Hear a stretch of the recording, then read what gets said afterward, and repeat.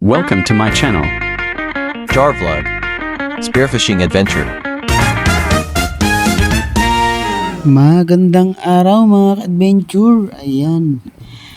Welcome back to my channel. Ayan, ngayon ay nakapag-dive ulit tayo ngayong araw na to mga ka-adventure. Pasensya na kayo, matagal tayo hindi nakapag-upload ng mga video natin. Tayo po'y lumaot. Mga ka-adventure, ito yung unang sisid natin o unang dive natin. Dito mga ka-adventure, nakakita tayo ng lapo or loba. Ayan, dito ulit tayo sa may putikan ulit yung spot natin mga ka-adventure.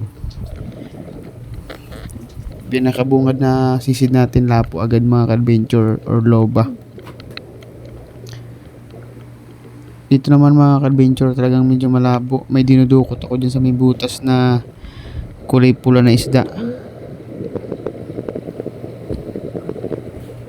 Ayan mga ka-adventure, matagal dito kasi mga ka-adventure, natagalan ako kasi nahirapan ako dyan, dinukot ko sa ilalim ng butas. Ayan mga ka-adventure, kinagat pa ako nyan.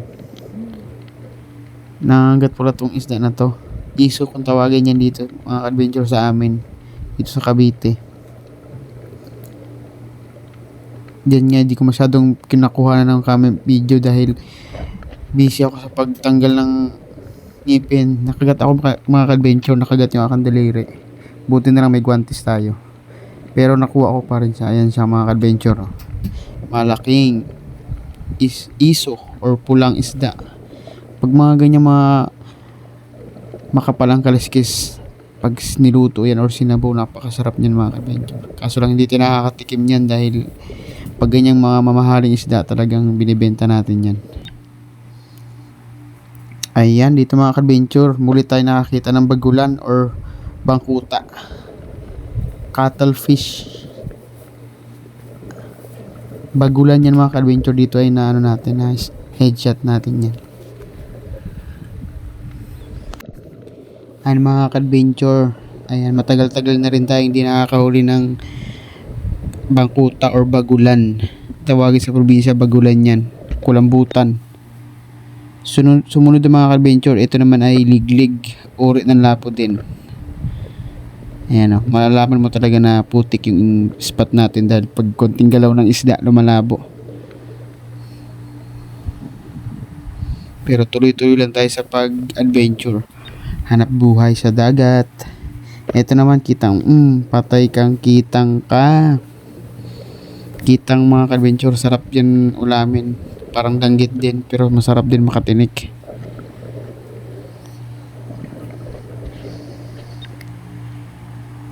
Dito naman mga ka-adventure, sumunod ay may sinisilip ko sa ilalim ng butas, malaking samaral.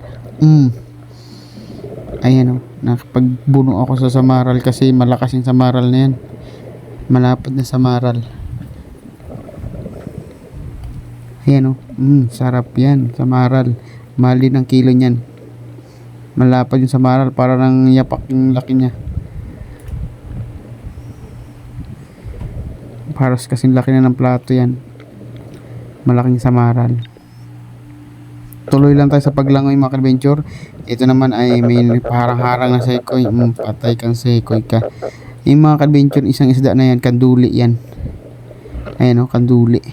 Dito nga minsan napagkamala natin na isda yan na nabibenta. Dito kasi sa amin yung kanduli or parang hito, hindi yan kinukuha. Hindi yan nabibili. Nabibili man pero murang-mura. Dito nga akala ko naman isda din ulit na lapo. Yung pala'y kanduli ulit.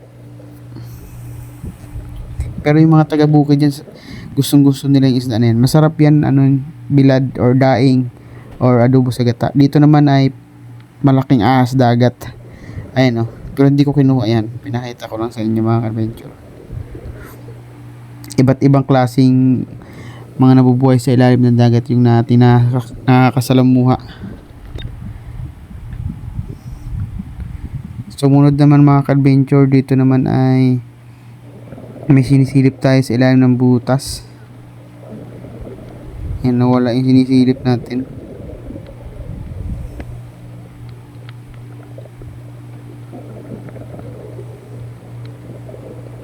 Ayan o, mga adventure, oh.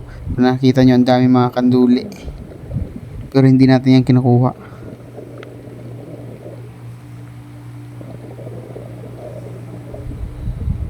Pasensya na mga adventure, malikot yung ating flashlight.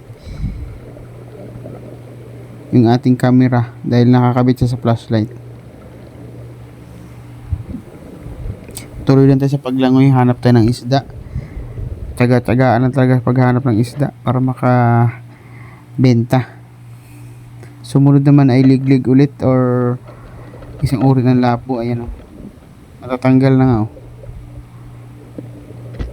Daplis yung tama niya. Kaya hawakan natin agad para ma-secure natin. Dito naman mga adventure, akala ko na yung malaking lapo ulit. Yung pala yung malaking butete. Na-prank na naman tayo. Napakalaking butete mga adventure. Ayan, oh. Parang harang sa harap natin. Tuloy lang tayo sa paglangoy. Dito mga adventure, kanduli ulit. Parang hito. Lalaki ng mga kanduli. Hindi natin kinukuha yan. Hindi kasi nabibenta yan, eh. Dito naman mga adventure, may nakita ulit tayong kitang sa loob ng bato. Kaso nga lang mga adventure, nakaalpas, nakawala.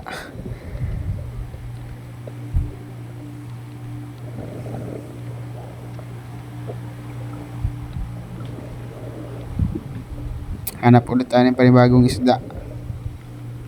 Hindi tayo may iwasan may nakakawala or nakakaalpas pag hindi ito napuruhan or nasentruhan. Kaya nagalangan ako dyan mga kabidyo, kaya nakaalpas kasi may nakita akong lapo na naglalabo. Pero ayan ulit, nakapana ulit tayo nakitang. Patay kang kitang ka.